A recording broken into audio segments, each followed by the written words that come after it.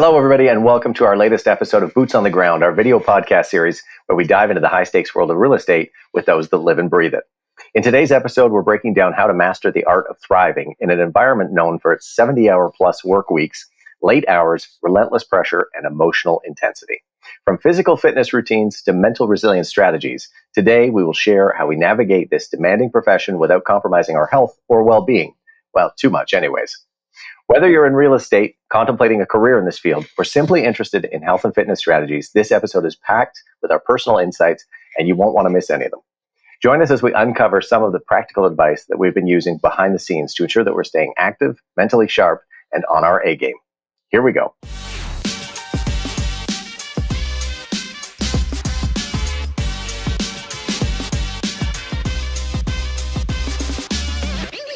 It is the first week of August 2023. We are Fox Marin Associates, Toronto's most innovative and active brokerage in central and downtown Toronto.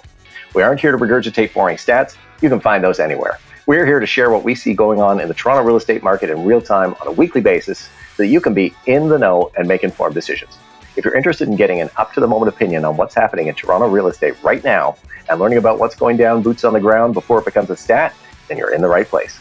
My name is Ian Busher. I'm a broker with the Fox Marin team. Keep her number handy. This is Kori Marin, in-house hype girl and resident expert listing broker. And of course, a good man to know, Mr. Ralph Fox, our analytical, investor-driven macro picture watcher. We do this every week, so hit that subscribe button and join us for the latest updates every 7 days. All right, let's get started. Let's set the stage. In an industry where 7-day work weeks are the norm and vacations are often a rare luxury, that means you need to thrive and survive as a top producing agent. Perhaps success isn't just measured in sales. It's an ability to maintain physical, mental, and emotional health amidst relentless demands. How do we do it? What are our secrets? How do we keep pushing forwards without burning out? Without further ado, let's unpack this topic, something the three of us know a lot about. Kori, would you take over for me? I can't even tell you how excited I am about this podcast. Oh, this is so up my alley to talk about this. I'm pumped. Well, I think it'd be really helpful for our viewership, first of all, to know a little tiny bit about our history in terms of how long we've been in the business, how long we have survived in the business, thrived in the business, and like a little bit on like maybe your fitness and health background. Just it's not like we're just coming to this for the first time ever. I think we've all had some sort of connection to like mind, body, spirit for a long period of time. So I think we do have something to offer and some great advice on this topic in combination with real estate. So Ian, why don't you tell us a little bit about your background and share that just to give us a bit of history on you. Absolutely. I have been in real estate for 10 years now. Before that, I was a licensed contractor and carpenter. When I was in the contracting field, I was on my feet all day, like just constantly moving, and it was very physical. So when I made that transition to being in real estate, I knew that I was going to lose that. So what I needed to do was grab a gym membership, start talking to personal trainers, and figure out what a good regime would be to replace the physicality that I was going to lose from sitting at a desk all day. I didn't realize how often I'd be running back and forth to listings, but that's not quite as intense as the physicality of the contracting world. That makes sense. And Ralph, you? Oh my gosh. Well, I think I've been in the business for 17 years or something like that, over 15. So we'll say more than a fortnight. I've always been in business for myself or in sales, always been a workaholic, and always have sort of been thinking about the work-life balance, knowing that physical activity, physical health, mental health, all of those parts definitely play a supporting part of the equation. And as we get older, they become really the main part of the equation. And so it's something I've always had a focus on, a passion, a love for, from playing hockey at a very young age, to playing a lot of sports, to always being athletic, to working out probably in the gym since the age of 12 or 13. And so I have a strong background and affinity for physical fitness and personal development and a lot of things that go along with that from the mental, emotional, spiritual standpoint as well, which we may talk about. So it's always been a fundamental part of my identity and how I like to spend my time when I'm not working, and how I try to balance my time so that I can be more focused and present throughout the day. That makes sense. And it would be very hard for us to live together and work together if we didn't have the same philosophy and approach to a lot of these things. So I very much respect that about you and know that you put a lot into how much you care for all of those aspects of your life beyond the office and the hours that we work. Me too, come from a huge background in fitness. I trained as a professional dancer. I left home when I was 11 to go to a boarding school to train full time. I studied classical theater. I worked in theater for a very long time, which is very grueling. Then I taught fitness classes part-time, which was easy extension of a theater and ballet background. And I did that on top of working full-time in pharmacy sales and tech sales and a bunch of corporate jobs for 12 plus years. And that was a way I saved a lot of money to actually buy real estate, which is a whole other topic. I have been in gyms since the 90s, step classes and every kind of class you could possibly imagine, either taken it or taught it. I've done triathlon. I've run the full marathon. I've run the half marathon. I've done duathlons. I've done a lot. I've lifted weights for 15 years. So this is my secret side passion. I love this topic. I'm obsessed and I find it so fascinating on all aspects of fitness, including the emotional, spiritual, and mental component as well. And I'm really looking forward to us talking about how we've integrated this side passion that we all have into the work we do today, and why I still feel like we're all still standing, regardless of the up and downs and the demands of the real estate market. And we certainly know it can take a toll on all aspects of your well-being. So this is a great topic for all of us to contribute to. So I'm looking forward to throwing the torch to Ralph, who's going to kickstart our first round of questions. So the first question here is, and I love this question, is there such a thing as work-life balance? And what does that mean to you? So I think the real question is, is there such a thing? And I'm not sure that there is, because it is such a difficult, esoteric, abstract, philosophical question that really can change all the time. And the challenge is when you work for yourself or when you own your own business, and we talk about this a lot at our meetings, is that you're either under some type of stress because you're too busy or because you're not busy enough. And the two are always weighting each other like this. And there are times where you're slow, where you feel like you'll never earn any money again. And there are times like you're so busy where it's like, if these people just left me alone and I could just chill out for a bit, that would be awesome. And it's very rare that you're ever at a point where, it's just right. It's just perfect. And if you're there, you're not going to be there for very long, one way or the other. So having that work balance then, which is very difficult to find, makes it difficult to then in turn balance the life side to that in tandem with one another. So I think it's a real challenge. And I don't know if it really ever exists for a prolonged period of time. And I do think that most people who are high performers or have achieved measures of high success in their lives or careers have ever really been able to achieve that balance for prolonged periods of time. And so therein lies the conundrum. And I think it's a challenge that anybody who works for themselves always faces. But yet at the same time, we do want to do things and experience life and have relationships and be healthy and be our best selves outside of work, because there are many things that are important to us and should be important, like family and relationships and health and fitness and self-improvement and self-development, that should also be a very high priority in one's life. And how you balance those two is the real juggling act. And I don't know if there really is an answer to it, but I do know that if you don't have the other side to lean on, it will be very difficult to be successful and productive at work long term. Meaning, if you don't have your friends or relationships or your health or your fitness or all of those things, if they're not there as a foundation, over time, it will be very difficult in a competitive and stressed environment like we all work in to continue to be successful.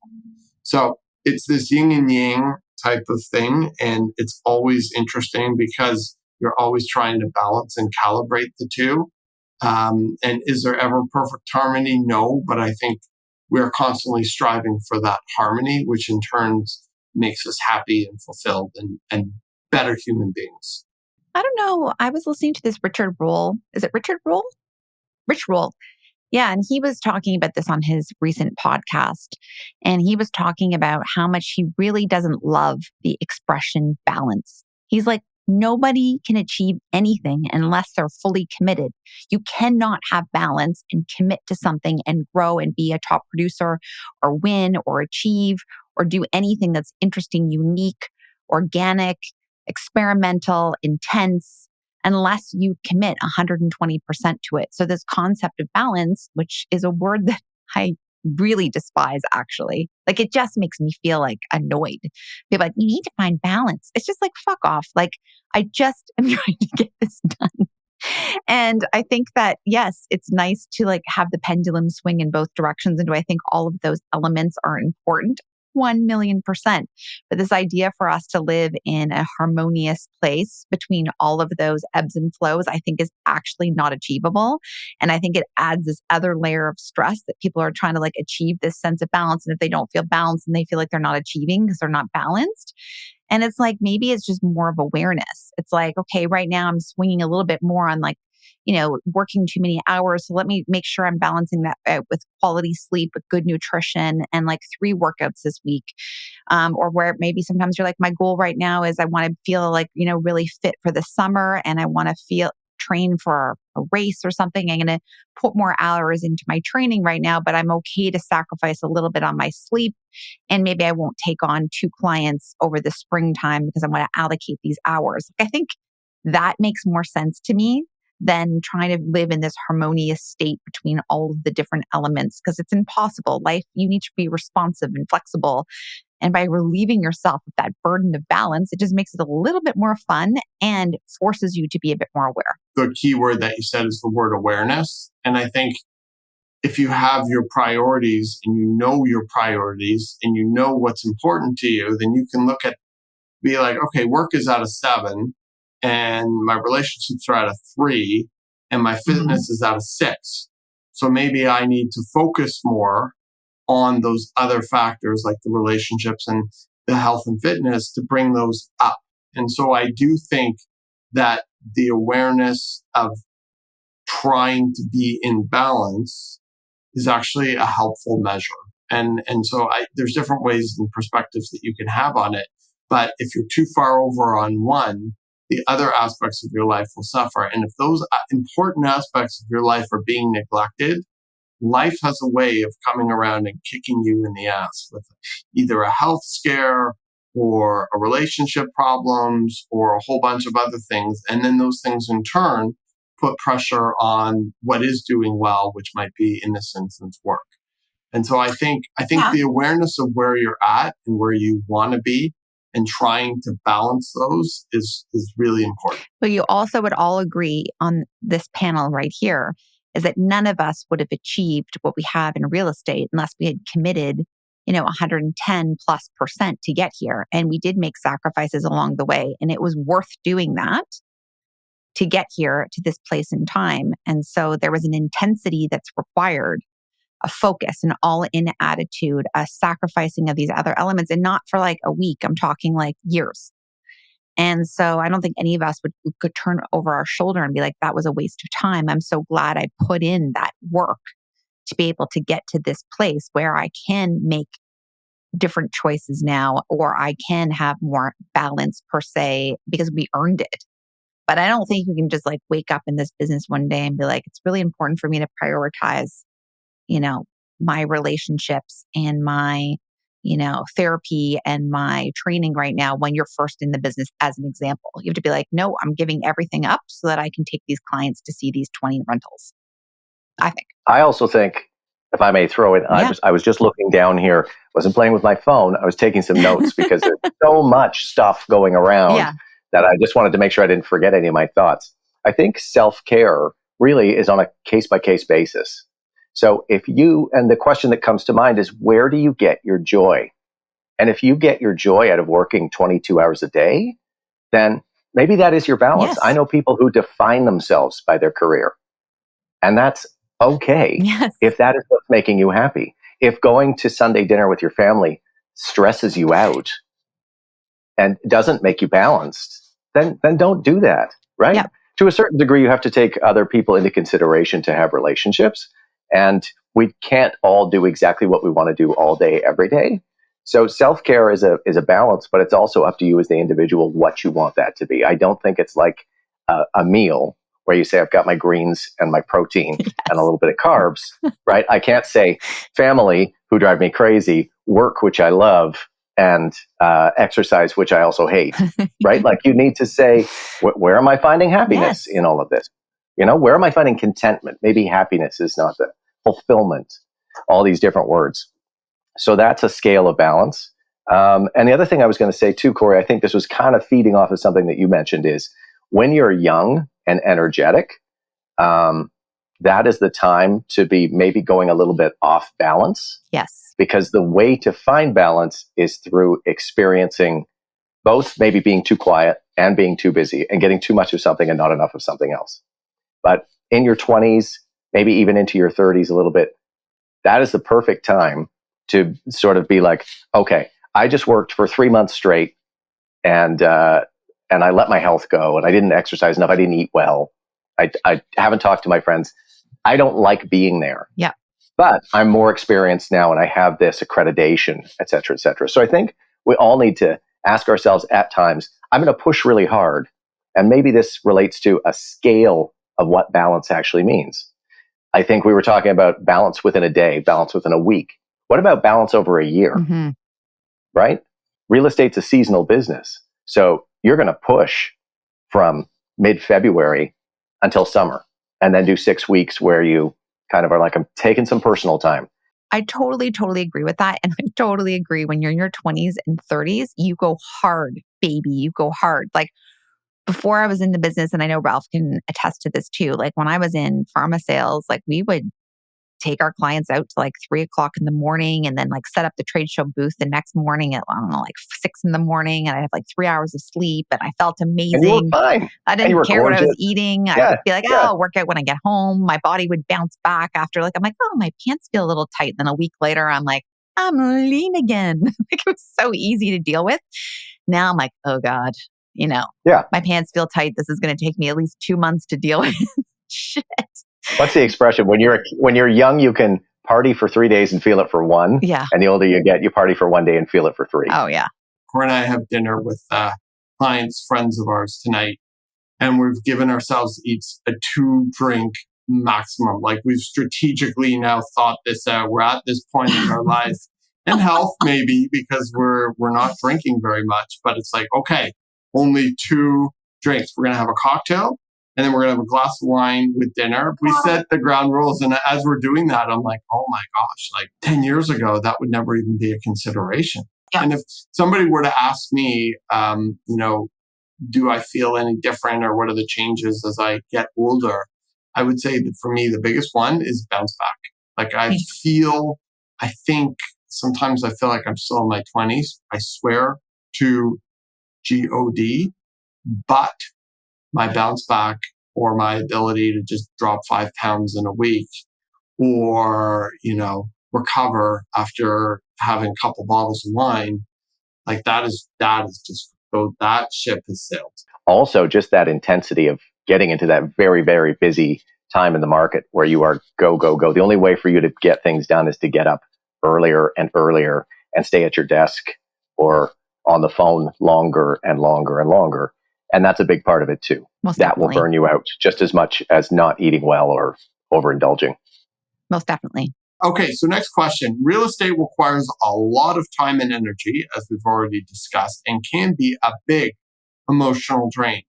As a result, there is a huge turnover rate in our business, and the burnout is real. What are your keys to longevity in the business or to anyone working in a similar high stress business, high stress, high competitive business? So I'm going to ask Kori that question. Well, I think that I actually did burn out, to be honest with you, for reals. And so this is a hard question for me to give a solution to, more that I can attest to the fact that I think that it did drive me to the ground. I was the type that was starting to set the alarm earlier and earlier, to the point where I was starting to set it at like 4:05 a.m. and staying up till 11 and drinking sugar-free Red Bulls and living off a lot of coffee, working 7 days a week and never feeling like I was done, and it was never enough. And I could always be doing more, and it wasn't good enough, and it wasn't good enough. And there was always something I could be doing. And I still struggle with this to this day, but not to the same level. And it was very much fueled by stress. So I was like addicted to the adrenaline rush of the stress. Like, and we've talked about this offline, but to get myself up in the morning, the alarm would go off and I would visualize my schedule and how much I had on my plate. And that was enough of an adrenaline kick for me to put myself into a stress response before I even put my feet on the ground, so that I would be awake enough to get to my computer. And whether it was like writing a newsletter or blog posts, doing pricing, whatever it was, I'd be sitting out there at ungodly hours. And so I was very much fueled by stress and caffeine. And then to bring myself down, I would drink wine. And I lived in that state, I would say, for a good 7 years, probably. I've had to manage that significantly over the last couple of years, and have to take significant steps back from that sort of addiction to that rush. And also the addiction to feeling like I was unstoppable and a really high producer, and that no one could outwork me. I was so competitive that way. No one could outwork me. And so I've had to be a little bit humble about that, to take care of myself physically and mentally. And to do that now, I make sure I get my sleep. I have cut down my alcohol. We just talked about it. I think I've had like 3 drinks since March, maybe. I am very good about listening to myself, meditating, journaling, being very aware of the stress response, watching myself when I get into that state of flight or fight. I'm very much into like educating myself about this. I've done therapy. I've been to meditation retreats. I have journaled about this. I mean, there's been a lot of tools that I have used to get to this place, which I certainly think has helped. I still feel the pull. It's there. Like, it's not enough. I'm not doing enough. I could always be doing better. But I think for me to actually really be as creative and expansive and successful as I want to be over the long term, I think prioritizing those other elements have to be the foundation of where I work from now, versus the other extreme, which is the burnout phase. So that's sort of my mix on it. I could talk about this for hours. I mentioned experience as an answer to the first question. I'll mention it here again. I think I'm going to go back to that same example of take your lumps while you're young and you've got the energy to rebound, and you will find, I guess what I mean is you'll see experiences, stressful experiences start to repeat themselves. And you'll be able to say to yourself, we've been here before, self. We know what this is like. We know how to deal with this. Last time we freaked out and it didn't help. So how do we get through this, and how do we manage this difficult personality? How do we manage this overwhelming amount of business all coming in at the same time? You're like, we got through it before. And that's, I think, where experience matters. So just having that mindset of you've done it already and you can do it again. And don't look at the light in the tunnel as a train. Look at it as like you just need to push. It's a long tunnel, but when you push through, you will eventually come out the other side. And I think that's the voice of experience in your own head. Ralph, like you said a couple of weeks ago, nobody else can do your push-ups for you. You can't learn that. You just have to experience it to feel it, right? Nobody can teach you that except you. the quote actually was by Jim Rohn, and it's, you can't pay somebody to do your push-ups for you. Right. You can't outsource that, which I love. Exactly. Yeah. Because that's the common denominator that makes everything fair, is that you can't, no matter how wealthy you are, you can't pay somebody to do your push-ups for you. It's an equalizer in terms of the work that you do versus the work that you take out. I think another interesting point about our business especially is you have so many people running around from transaction to transaction thinking so short term. And it's only, I think, when you get to the point that you understand this is a business and run it as a business. And in our instance, we have a team, we have systems, we have responses to situations that everybody on the team knows how to handle. We have specific roles. And so there's a lot more diffusion of responsibility, and it's all coming from one person, from situation to situation, and it's all thought out on a long-term line or horizon. And so when you do that, it takes away a lot of the up and down day to day, because you have that built out systems and infrastructure, which I think is so important and so few people in this business have. And I think it's a huge reason for the high turnover, or the reason why you'll see an agent have one really great year and then an awful year, because the really great year burned them out so much. And while they were running around, quote unquote, producing, they weren't doing all the other fundamentals that are necessary with having a business, because they didn't have the long-term vision, systems, and infrastructure in place. And that causes a tremendous amount of stress as you ride that wave, which is something that happens in any business or any sales. And I do think having consistency personally with your practices that speak to you about how you identify as yourself and improve yourself and handle stress and create time for yourself, whatever those are, if it's meditation or journaling or working out or whatever, playing a sport or whatever it happens to be, having those practices and being consistent with it, even more so when you're busy, is really, really, really important to having that longevity in a stressful business like the one we operate in daily. Totally. Go ahead. Just a small digression on the tail of what Ralph was saying too, is we've talked about the training for this and then your first year, and mentioned that there should be some kind of an internship or apprenticeship or articling period. And I think that would save a lot of these people burnout if they actually sort of had that leadership role in their first few years, to see like, okay, here's how I should prepare for actually being solo or joining a team somewhere down the line, right? It's when you just get thrown to the wolves and you get eaten alive. Yeah, a really good mentor for sure would make a significant impact. And I totally agree, Ian, with what you said. Like the things that used to stress us out when we were first in the business don't really stress us out anymore, because we know how to manage them, or that personality type, or I'm always like, oh my God, this would have stressed me out so much 6 years ago or whenever it was. And now I'm like, oh my gosh, 100%. this person needs to take a Valium and just chill out. It's going to be totally fine. And the other thing that I know, and I say this every single day to whether it's a client or to our team member, is that there's a solution to every problem, because there really is. Like we're not saving lives here. Like I know it's high stakes and I get that this is a lot of money and I totally, but we are not saving lives. Like there is a solution every single time, as long as everyone stays rational and calm and we don't go to that place. So I think it does make it easier. Like you said, over time, you can manage burnout much easier because you've had that experience behind you. Absolutely. We often will say we see personality and we're like, who this client is like? This client is like this client. What happened there? How did whoever handle that and get through it? And maybe we can apply some of that special sauce on this situation again. And also, another thing is finding that experience gives you the chance to find your own voice too. Kori, I know you've mentioned before that when you started, you thought, I need to be exactly like Ralph. And it took some time for you to realize, that's not me. Not at all. I need to just be me. Yeah. Right? And I think that's experience will get everyone that too. Can you imagine me trying to be like Ralph now?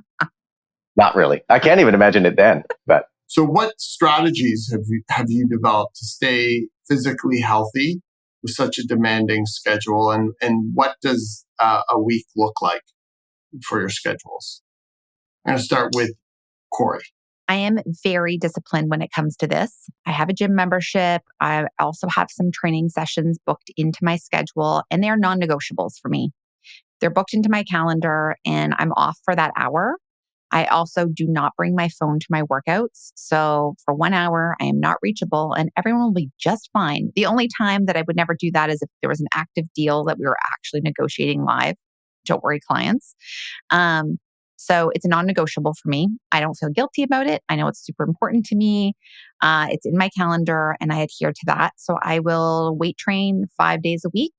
I'll do a little bit of cardio, like maybe 4 small 20-minute sessions. We have a Peloton at home, which is super helpful on really busy days just to get in a quick workout when required. We also have a great big awesome dog. So we have a lot of chance to be outside and get our steps in, grab a coffee, hang out with him, get some fresh air if you want to call Toronto air fresh. So these are all things that I do for exercise. I also have a fitness coach that helps me with my nutrition and how many calories I should be eating and how much protein I should be eating. And we have lots of meetings and check-ins just to make sure that I'm staying on track and that I have a plan in place. And I really do train as if I'm kind of an athlete. Like I go through phases. I go through a build phase and I go through a leaning out phase and I go through a maintenance phase. And we have like a whole year plan. And I have found this to be super valuable and worth the investment, especially in a business where it's just so easy to put the gym and all the stuff off to the side because you need to prioritize showings or a new listing or a presentation, clients, and all of the other stuff that life has to offer. So non-negotiable for me. I started making a list again because I find with all of this stress, it's my memory is the first thing that's going. What was I talking about? What was the question? Yeah, that might just be age. I go to the gym 3 times a week and I run the other 3 of the other days and then I do 1 day of rest. Dog walks. Again, we've got 2 dogs here, so dog walks are a constant. On the side, I paint, I play guitar, and I am our social planner, basically just self-appointed. I am the one who makes plans with other people for dinners and nights out or coming over here, et cetera, et cetera. So between all of those things, that's my downtime. I love that. Yeah. My wife sometimes is like, okay, I need a night off. You're doing too much right now. There's too much social engagement right now. I need a break from that. Aw, that's so cute that you're the social planner. Yeah, Ralph and I are both socializing. When are we going to do that? We got to do that more. I work out 3 times a week with a personal trainer, and I lift god awful heavy weights, so heavy that and so intense that I could just not even think about doing that on my own. And I'm pretty good on my own. Yes, you are. So that's something that's very important. And I do believe in the importance of resistance training for a whole bunch of reasons. I try to get a 4th weight workout in on my own. And then the Peloton, lately, Kori and I have become a little bit obsessed with VO Max training.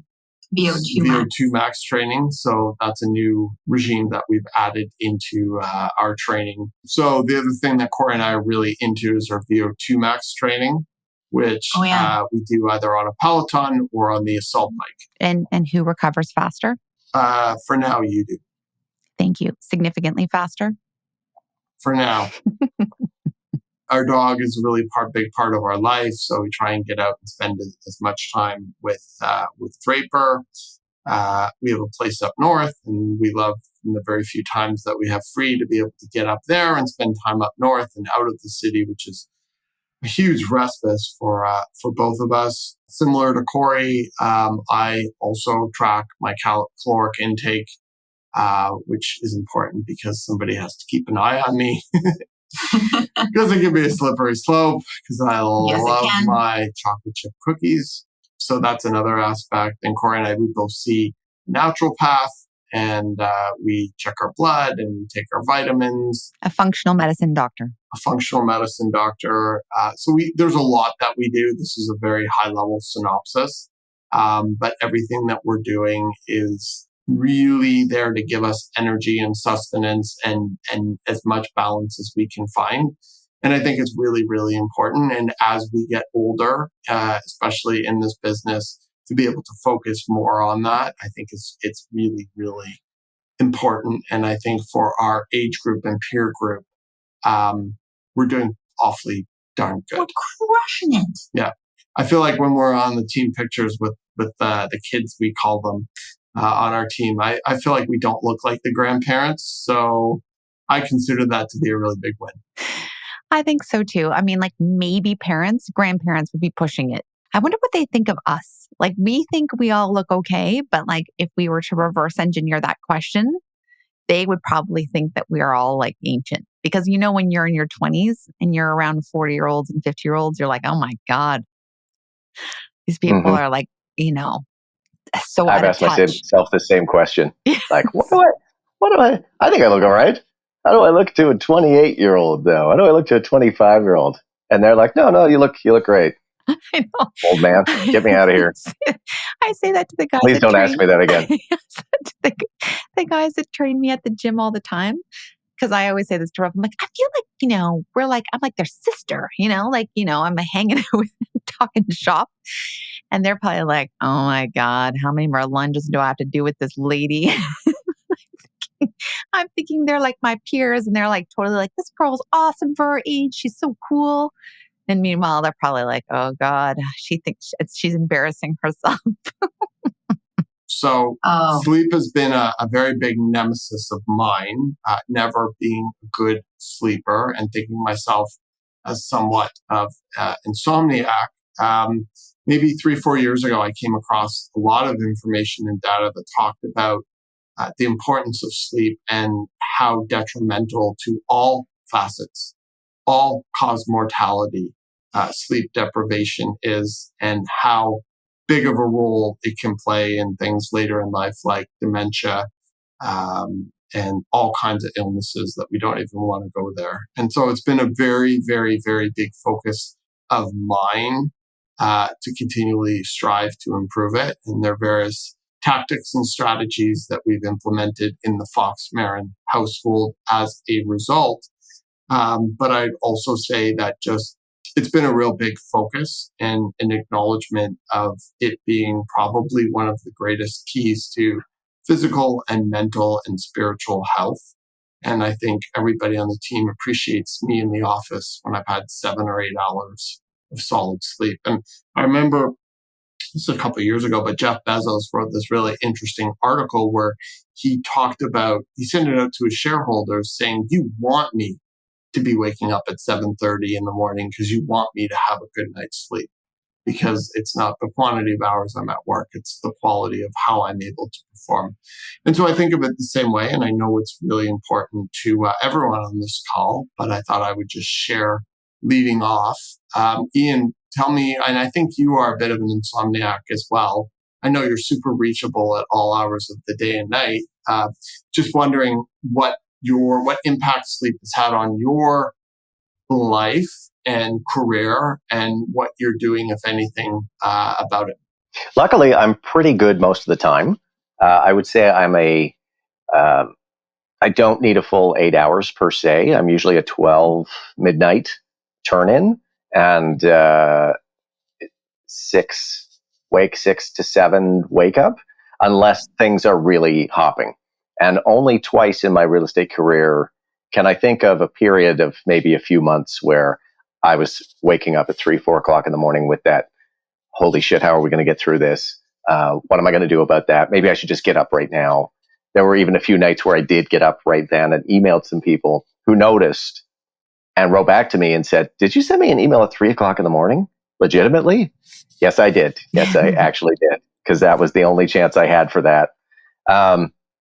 Luckily, that doesn't happen to me very often. And I contemplated, talked to a doctor about some anti-anxiety medication at that point, and never really went through with it because it was always in passing, right? Where you've just got way too much on your plate, and it's 8 to 12 weeks, and you come through the other side, and you're like, okay, it just was a super busy phase, and you kind of return to normal. And going back to what we started with, you can't live in that space permanently, but you can do little portions of your life where you burn the candle at both ends for a little while for the greater good.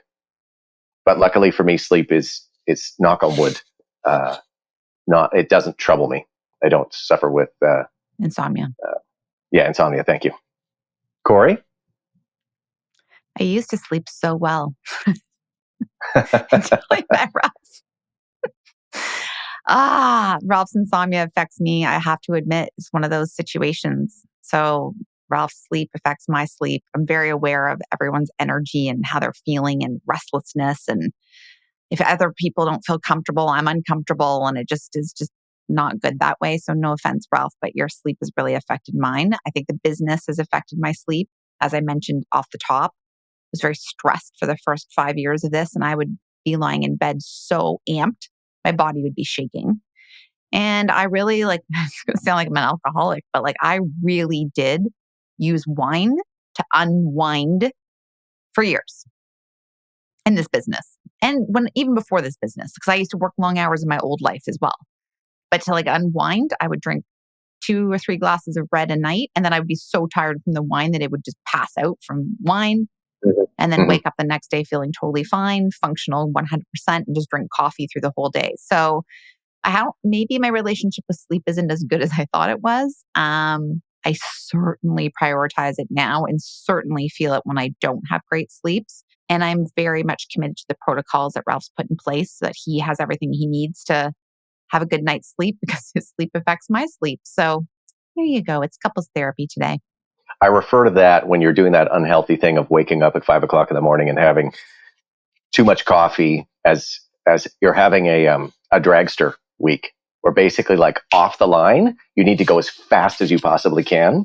But then when you get past the finish line, you're going so fast that you need to put out a parachute to catch yourself, or you'll just keep going right into the next day. And that parachute is your wine. And it's not healthy. It's not a healthy way of doing things to basically start like a gunshot. Yep. I did that for years. Try to cut it off. I did that for years. It's only sustainable for so long. I think I did it for 20 years. It's maybe sustainable through your 20s and 30s. This is the old folks podcast where we're you can't do that anymore. I cannot do that anymore. I can't. Yeah. I can't. Okay, so I've asked a whole bunch of questions. There's a lot more here, but I think we do have some time constraints. So I'm going to pass this over to Kori. Kori, okay. Are there some questions, given the context of this conversation now, that stand out? And is there anything that you want to bring up or ask myself or Ian, or comment on yourself? Yeah, for sure. I think that we talked a little bit about the physical fitness part. Do you guys want to talk a little bit more about your nutrition? We kind of talked about it. And I think that as agents, we're often in our cars and on the go, and it's hard to always be finding resources for food and fuel.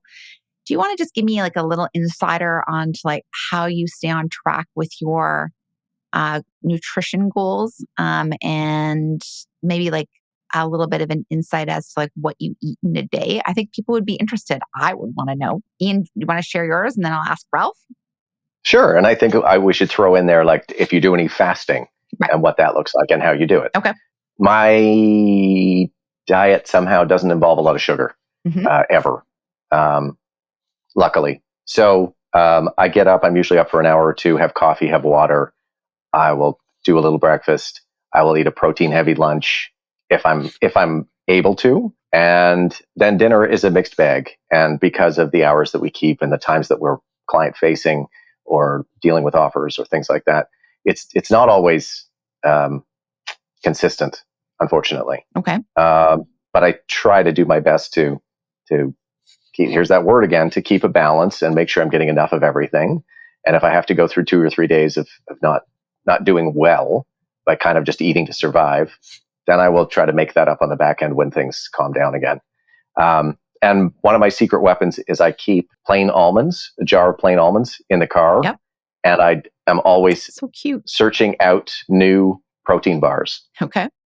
Same thing for the car, because sometimes you can find yourself just running from one set of appointments to the next. And you're like, I just need something to keep going. I don't even have time to pull over, even for fast food, drive-through, which I don't want to do anyway, but I don't even have enough time for that. I need something in my belly that's already in the car. Yes. So it's years of experience, years of practice, and I've got some pretty good snacks in the boot of the car for those emergencies, as well as water. Cute. Lots and lots of water. Yes, we've seen you get hangry at photo shoot days before, so we know that we know that Ian can go there, even though he has the best disposition. When you need food, you need it, and you need it right away. I'm like when your parents, if you're as old as we are, you remember when your parents used to go to the bank and they would take you with them, and you were just doing this. Yes, it was torture. Like, oh my God, this is the most boring place in the whole universe. Yep. How much longer do we have to be here? Yeah. That's what hangry feels like. Yeah. Oh no, my hangry's like violent. Yeah, and then it turns into that. It goes from the exhausted, exasperated into, I'll kill you for a raisin. Yes. Ralph, tell us a little bit about how you fuel through the day.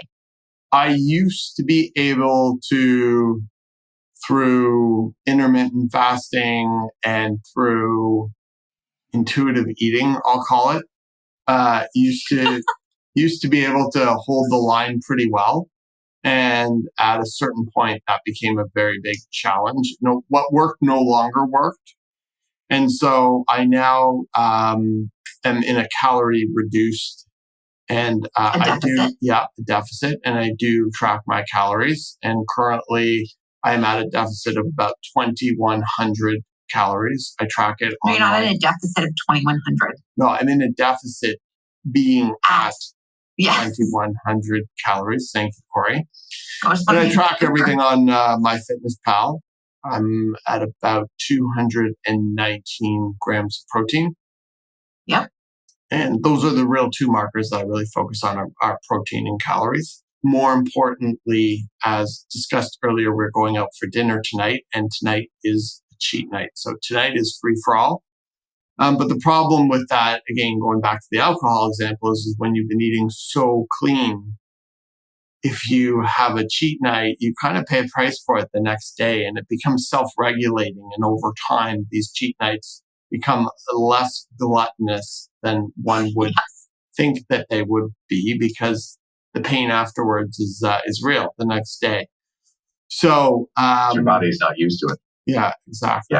Yeah. So that's sort of what I'm doing on the diet side of things. And I do like to drink lots of water, and I do drink lots of water. And then I have lots of supplementation as well to supplement my diet. I love it. And you're doing so well. Ralph is tracking. It's amazing, everybody. Let me tell you. I love it. I love it. Well, I'll share mine too, because I'm sure there's some females listening that will be shocked when they hear this. So I love diet and nutrition, and I really believe that women undereat, and I underate and overexercised my entire life up until the age of 43, probably somewhere around there. And I was like, this isn't working anymore. Like doing 3 hours of exercise and eating nothing. I'm weird. So I really changed the way I eat. So I'm like eating tons of protein. So I eat about 170 grams of protein a day, and it's all coming from food and not powders or protein bars or anything. I eat about 2,000 to 2,100 calories a day, almost the same as Ralph Fox, which I think is pretty amazing. I generally eat like an egg white omelet in the morning. For lunch, I have like a big bowl of Greek yogurt with like tons of great fruit and fiber, and it's just like packed full of all this awesome stuff. For snacks, I have turkey and turkey bacon, and I make like all these concoctions with my macros. I track everything in MyFitnessPal. And dinner, I have the same dinner almost every single night, like this giant salad, like it's humongous, with like rice and tilapia. And I always have to have the same salad dressing every night. It's called Green Goddess. I will hook you up. It is the best. I have that every night, and I have a piece of dark chocolate. It is life-changing. And I have a piece of dark chocolate almost every single day as well. You should put that in the comments, the name of that dressing. We have like 10 bottles in the fridge. Like I stock up. And one time I was at Whole Foods, and this bodybuilder guy was behind me, and he also loves Green Goddess. And he had like his basket full of it. And we were laughing because I was like, oh my God, it's the best salad dressing. He was like, oh no.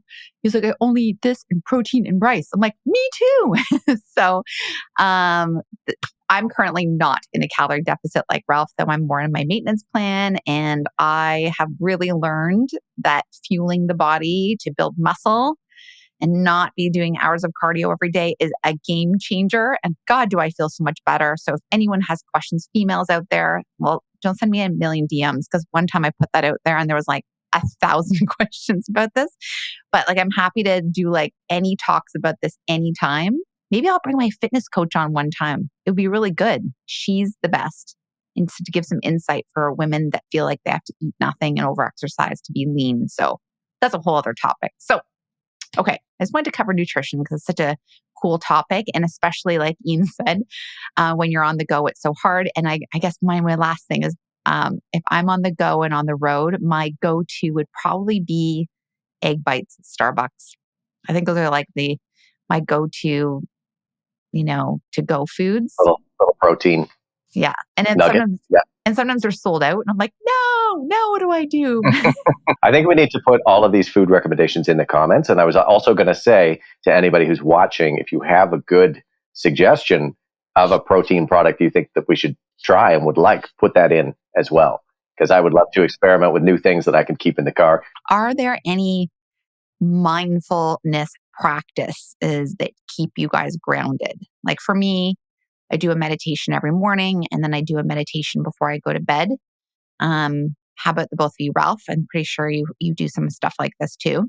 Yes, I do. As you know, we both meditate every morning. I do not every night. Depends on how I feel. Some nights I just need to go to bed.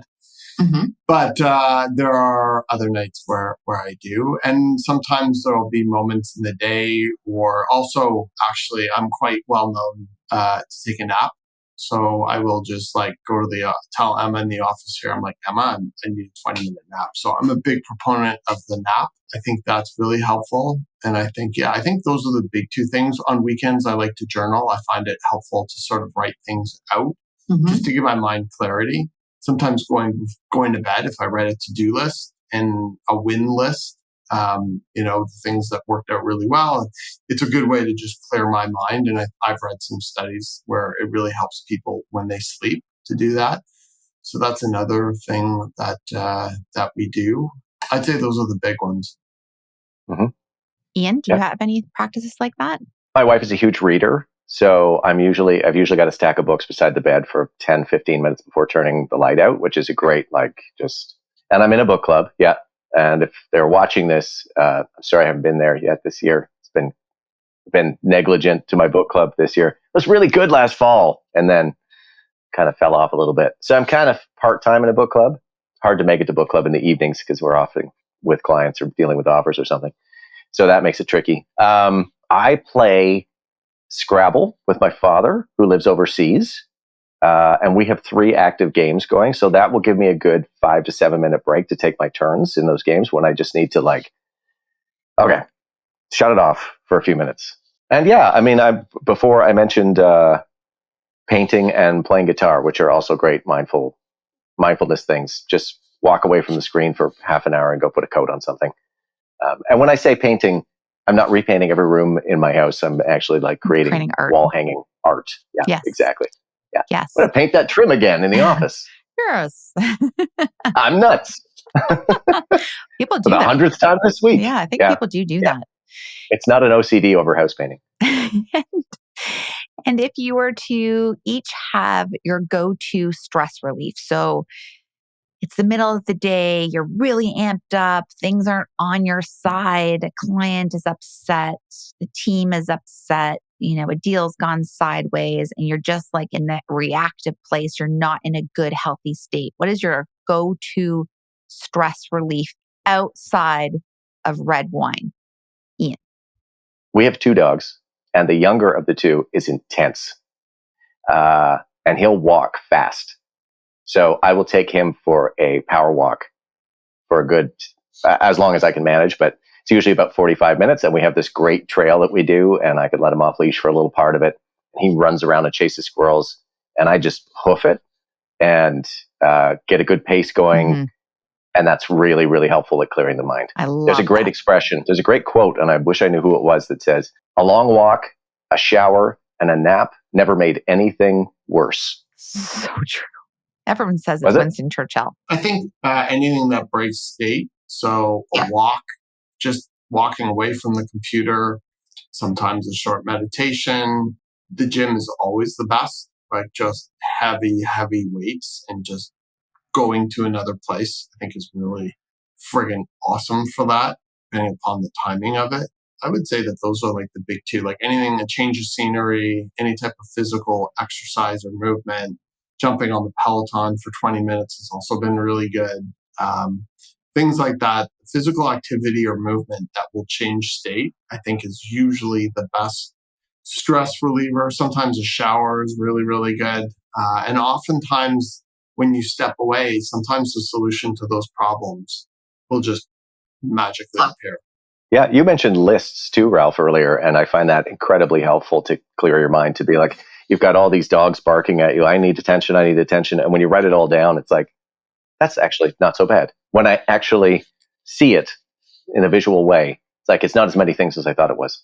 Because your mind will just have, what about this? What about this? What about this? And you're like, oh my God, I'm so overwhelmed. Yeah. But when it's all on the list, you're like, oh, it's already on the list. Yeah. Or just talk it out with somebody. Call a friend and be like, I got to do this. I got to do this. Right. And actually having a conversation instead of keeping it all in here is helpful. For me, I do 100% believe in changing state. Like, I am really good at being aware of myself now and be like, I'm going into a reactive mode. This is not a healthy place to be. It's time to change my state.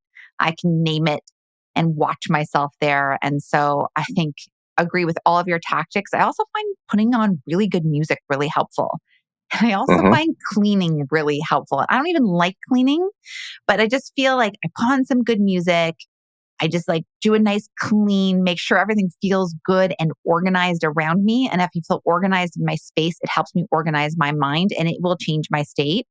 And then obviously exercise, as long as I'm not overusing it, because I can go there and use it in a negative place too. Like it's sort of like an addiction in that it's not enough state. So I have to be careful of that one.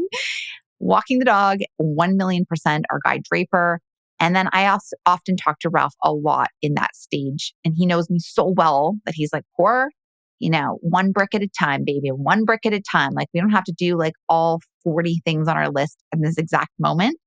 And I think one tool that I have found really helpful for me is I start with the stuff I don't want to do first.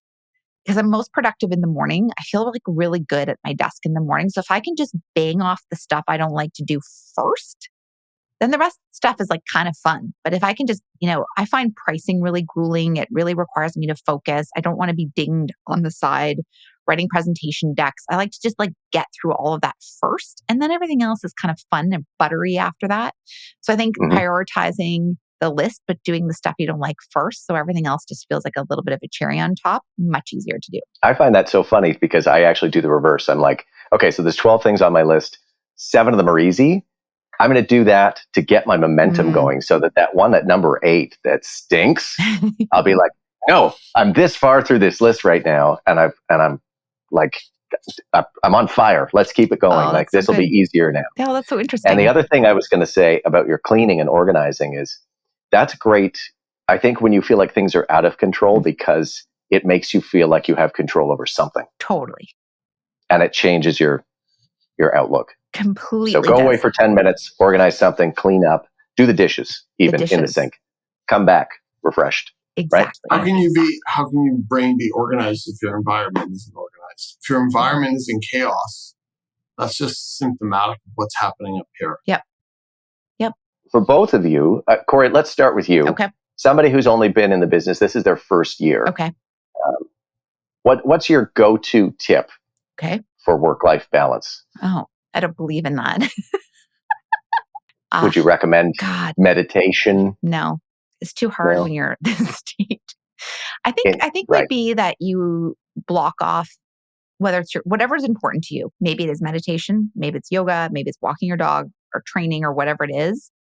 And you put that 1 hour in your calendar and it's a non-negotiable, like I was talking about. I think it's really important to save that 1 hour for yourself, whatever that is. You can go to a dance class, paint, draw, whatever it is.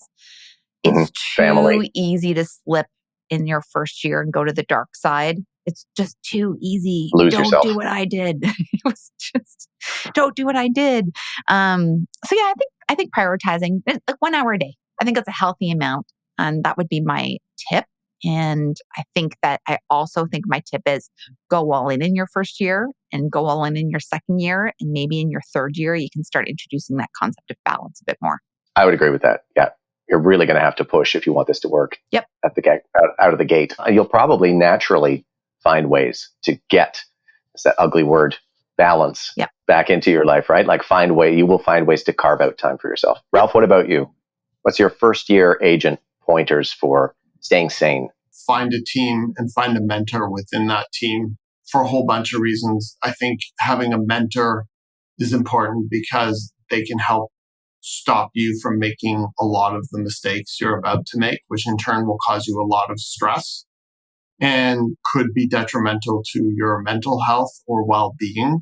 So I think having somebody who's there to help guide you is super important.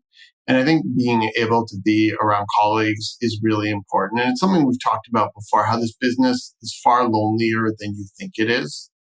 And you spend so much time on your own. And like our meetings are every Wednesday, we have an in-person mandatory meeting. And it's as much as just a venting session and a hand-holding session. And I get that. I've been through that. I understand. I'm so sorry.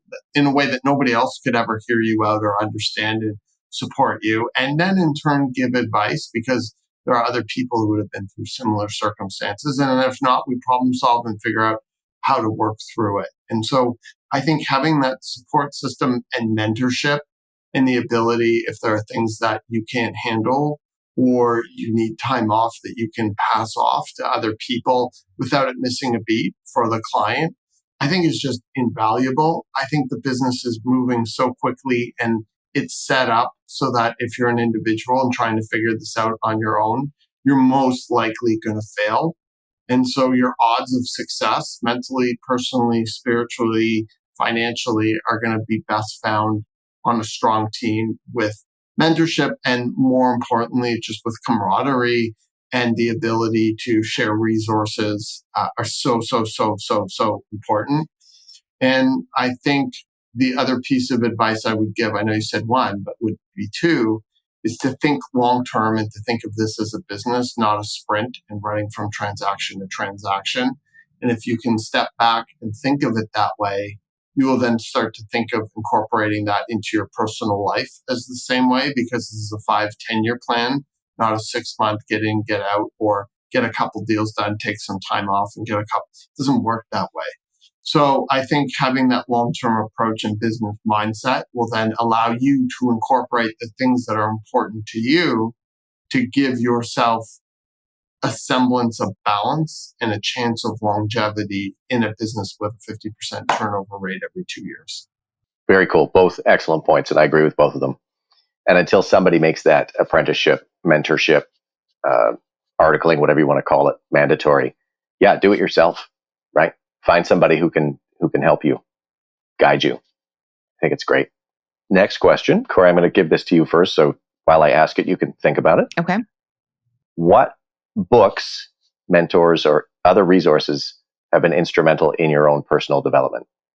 Any secrets you can share on that? I really love a lot of the books by Dr. Joe Dispenza. I have found his work to be really interesting in the last year. Those have probably been the main ones I've listened to. And then I'm like really into a lot of fitness podcasts that I listen to while I'm working on my computer. So I'll listen to like a ton, and we'll put it into the show notes. Mind Pump.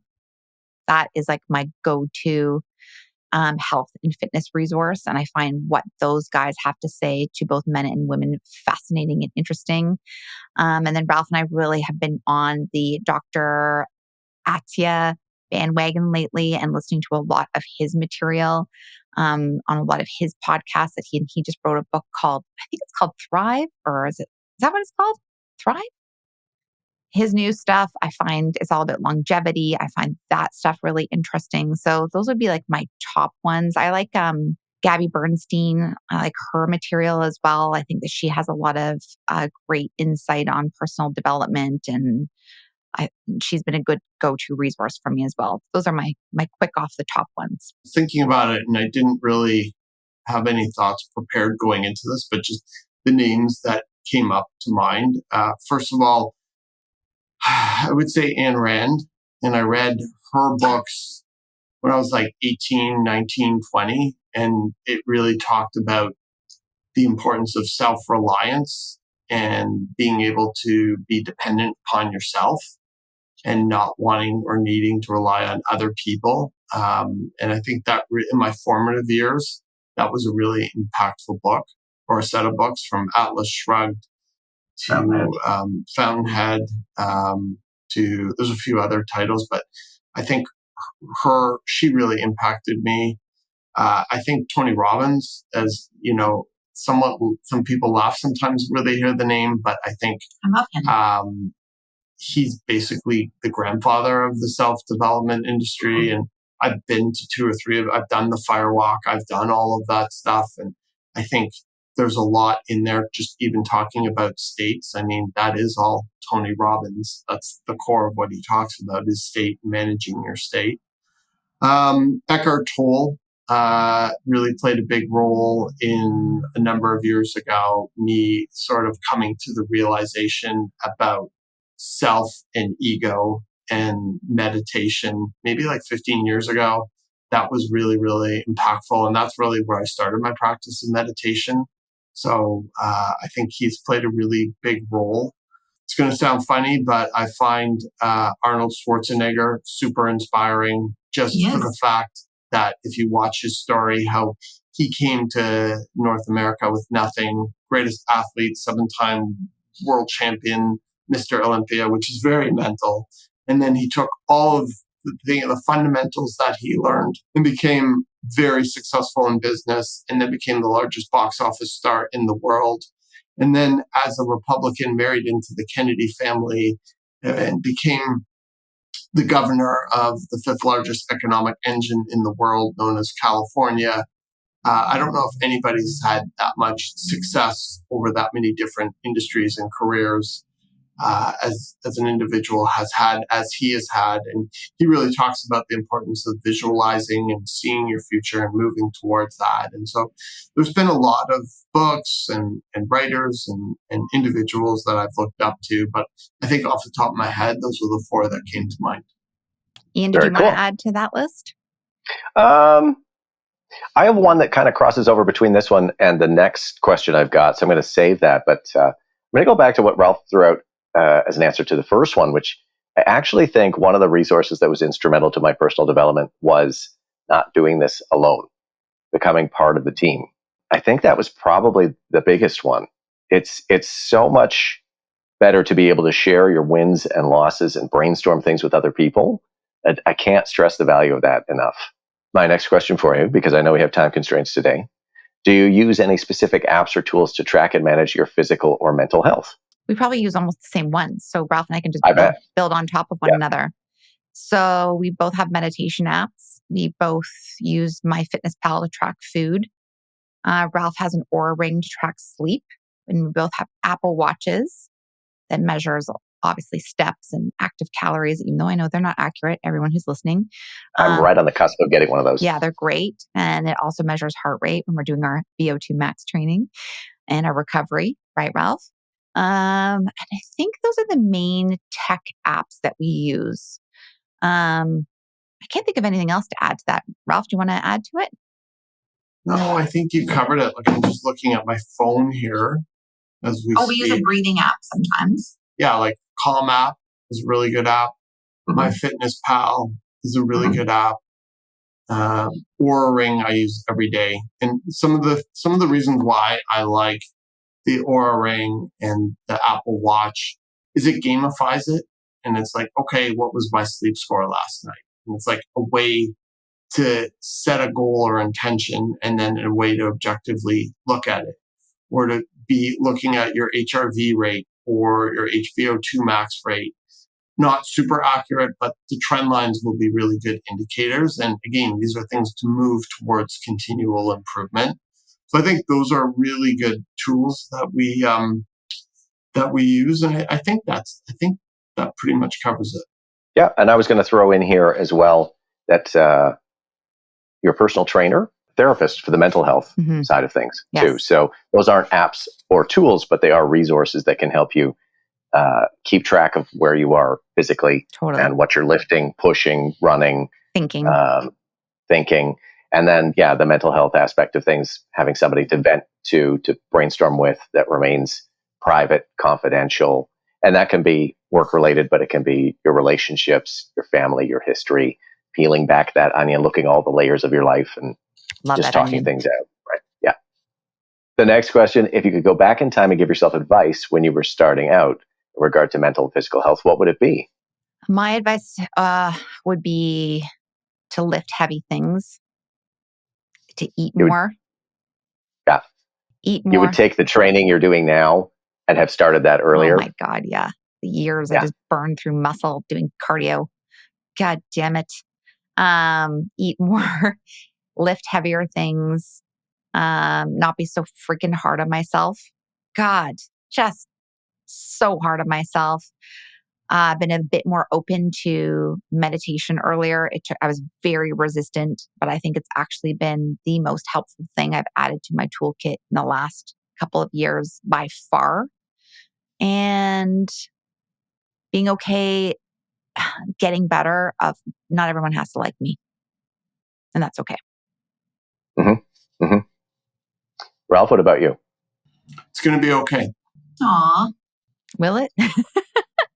Yeah. Can you tell me that? Can you call me every now and again or just text me? Just text me. We'll see what the Bank of Canada does on September 6th, but I think it's going to be okay.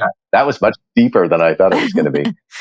Personally, I would have just told myself to start sooner. Not from a vanity standpoint, not like, but the benefits of the physical exercise and doing more of it. When I was younger, I think, I'm not sure that I'd be in any better shape today, but I think back then, mentally, I would have been in better shape to have been getting more exercise. Okay, I love that. Because it's not always a difference you see, it's often a difference you feel. Yep. Right? Last question in my list. Okay. What are some of your goals in relation to health, fitness, and mental acuity moving forward? I think as like one of the things that Kori and I, and especially myself, like I think a lot about is longevity, and is not just increasing lifespan, but increasing the quality of my life as well. And in this book or author that Kori was talking about, Dr. Tia, is he's talking about imagining. Now, you don't know when you're going to enter the last decade of your life, but imagining what you'd like that last decade of your life to look like. Presumably, we're all talking 80s, 90s, 100s. But like, what would that be like? And then reverse engineer everything you're doing towards that last decade. Like, do you want to be able to be 90 and walk your dog? Do you want to be able to be 90 and be able to have conversations with people? There are so many things that you need to think about when you start to think about what 50 years from now you'd like your last decade to be like. I think that's really important. I don't think a lot of people think that way. In terms of goals, like as you get older, you start to think about your longevity relative to how you want to age and how long you want to live. And so, like we're very hyper focused, both Kori and I, on that. And I have a lot of strength goals in the gym that I'm continually working towards. And the way we have our workouts structured is that every workout I'm hitting a PR, and every workout in terms of mass volume, my volume is going up. And it's structured that way. So it's progressive overload over time. And so that also goes into my mindset about how I think about everything. And so progressively getting stronger is something that's really important. VO2 max is something that Kori and I are looking at more now, which has to do with improving the cardiovascular strength of your heart. And of course, what could be more important than that in tandem with physical strength? So I think those are two real big components with measurables. We're actually going to get the full test done in September. So now we're ramping up towards it. September. Suddenly now it's like a competition. Always thinking about improving sleep. And that is like, and being able to track it and being able to say, well, not just like, well, I slept from here to here, but be like, this is the amount of REM sleep I had. This is the amount of deep sleep I had. And what did I do that night that gave me the amount of deep sleep that I had, the real restorative sleep. So thinking about sleep in that context is something that's really important.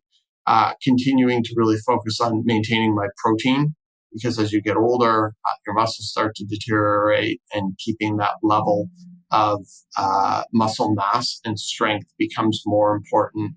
In that book that Kori was talking about, he was saying how if you're over 65 years old and you break your hip, you have a 50% chance of dying every year. So not falling is really, really important, and being able to, if you do fall, recover and absorb that quickly is super important. So muscle strength, cardiovascular strength, sleep, diet, all super important things. The other thing that Kori and I do is our nutrition, and we do see a functional doctor, and we do measure all of our key indicators to make sure that everything's in balance, and we try and keep that in balance. And then on the mental side, meditating and really, really just trying to be at calm and at peace and not be in fight or flight, which is something that our business tends to want to pull us towards, and being able to just be calmer and more focused and more balanced is another real key component of it. So I could go on, but I think that's a real summation where we're at and the markers that we're looking to measure as we go forward in time. Absolutely. I was going to say, if I've said it once, I've said it 100 times. The key to a long life is never fall. It always begins. The beginning of the end always seems to start with a fall. So never fall. You'll live forever. Kori, what about you? Did you have anything to add to that? Yeah, I think my goals are obviously very similar to Ralph on the physical fitness side. That there's no doubt in my mind that I love all of this stuff. You don't even have to convince me or motivate me or discipline around any of that. For me, I want to have more fun, and I want to let go more and just chill out. And I don't mean chill out like, smoke a joint and hang out and do nothing lazy. I just mean like letting go, everything's going to be okay. I'm doing a meditation retreat in October. That's always really a big challenge for me to meditate 6 to 8 hours a day. Not in my nature, as I'm sure for those of you who know me, you're like, what? So that is very challenging, but rewarding. So this will be my third one I'm doing. So I'm really looking forward to that. I am taking, and I think Ralph's going to do it with me, a course by Michael Singer based on his book, Untethering the Soul, which is a lot about letting go, which is a big part of my process and moving out of that flight or fight kind of positioning. I want to be a little bit better at living in the present moment, and not to get too Eckhart Tolle here or anything, but I'm really into future thinking all the time and never feeling like, we've made it and it's not enough and we're not successful enough and I should be trying harder. And, it'd be nice to enjoy the journey a little bit more and not be so attached to the outcome all the time. Mm-hmm. Ian? Yeah. Stop and smell the roses. Yeah. Right? Ever so often. Yeah. Every now and again, something will catch my attention and I'm like, it is so nice to be here, right now. Yes. And not everything's going to be great always. Yep. But to quote the great Ralph Fox, everything's going to be okay. But also more so than that, just in that moment, just appreciating the beauty of where you are and what you have and who you have in your life and the things that you worked really hard to achieve and have achieved. Yeah. Right? Give yourself a pat on the back sometimes. Yes. Instead of kicking yourself in the ass. Yes. Right? Give yourself a hug. Give yourself the kudos for the things that you've managed to achieve. Yep. And as far as health, fitness, and mental acuity, just maintenance and preservation, right? I think are the two key ones. All of the things that the two of you are doing, just trying to stay healthy, stay on top of things, and get some enjoyment out of life. Yep. Right?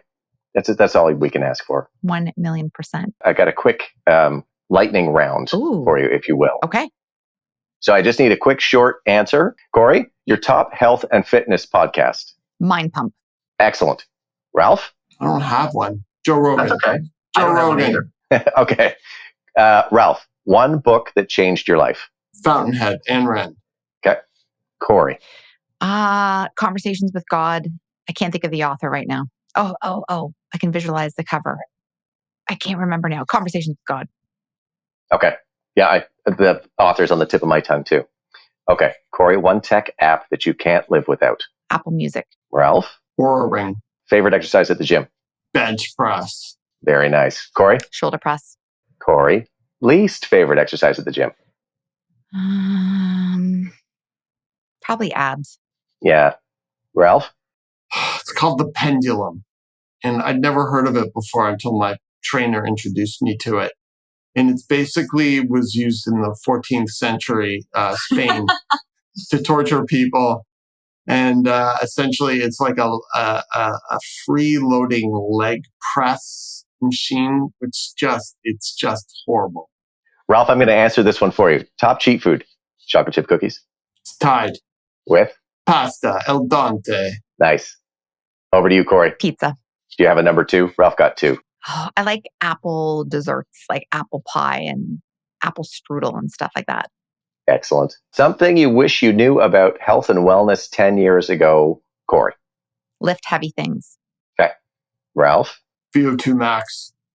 One piece of advice for our listeners. I think if you can hire somebody to support you in where you feel like you need a gap, you have a gap, whether it's training and you need education, therapy if you need help on that side, nutrition coaching if you need help on that side. Like if you need a mentor on the business side, a business coach, hire somebody if you need third-party support and find a way to pay for it. Can I try to summarize all of that for you? Mm-hmm. Accountability. Yes. In all things. Yes.